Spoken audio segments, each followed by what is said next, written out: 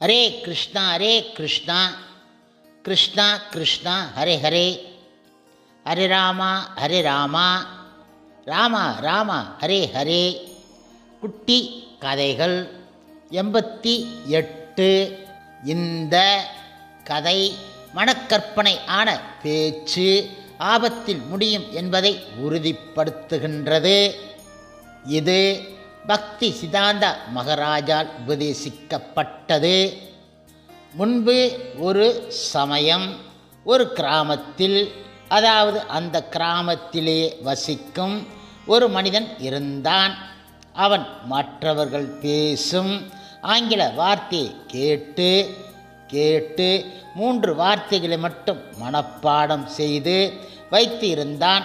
அவை S, no, very good போன்றவை ஆகும். அதாவது ஆம், இல்லை, நன்றாக இருக்கிறது போன்றவை ஆகும்.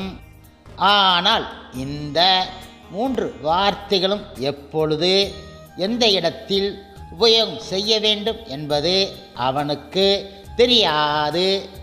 இப்பொழுது அவன் நினைத்தான், ஓ, இந்த மாதிரி பேசினால் தனக்கு ஆங்கிலம் தெரிந்தவன் என்ற மரியாதை கிடைக்கும் என நினைத்தான். இப்படியாக இருக்கும் சமயம் ஒரு நாள் சில தீய மனிதர்கள் ஒருவனை கொலை செய்துவிட்டு அந்த கிராமத்தில் நுழைந்து மேற்கூறிய முட்டாள் மனிதனை பார்த்து விட்டார்கள். அவன்தான் இந்த கொலையை செய்துவிட்டான் என்று எல்லோரிடமும் கூறினார்கள்.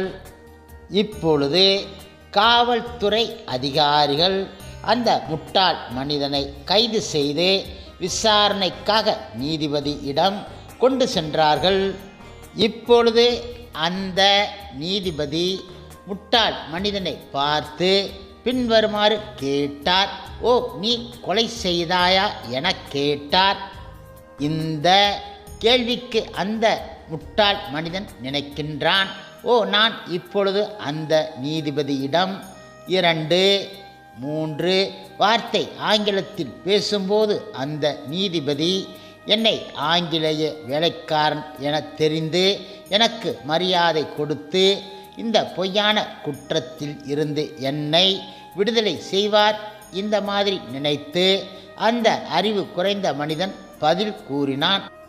எஸ் என்றான், அதாவது ஆமாம் என்றான். அதற்கு நீதிபதி திரும்பவும் கேட்டார், உங்களுடன் யார் யார் இருந்தார்கள் என கேட்டார். உடனே அந்த மனிதன் நோ என பதில் கொடுத்தான், அதாவது இல்லை என்று. இப்பொழுது நீதிபதி கூறினார், ஓ, நீங்கள் சிறை செல்ல தயாராக இருக்கின்றீர்களா என கேட்டார். அதற்கு அந்த கிராமத்து மனிதன் நினைத்தான், என்னிடம் ஒரு வார்த்தை ஆயுதம் இருக்கிறது. இந்த வார்த்தை மூலம் நீதிபதியிடம் சொல்லி நான் கொலை செய்யவில்லை, நான் நல்ல மனிதன், சிறைக்கு செல்ல தேவை கிடையாது. இந்த மாதிரி நினைத்து நீதிபதியிடம் பதில் கூறினான். ஓ, வெரி குட் என்றான், அதாவது மிக நன்று என்றான்.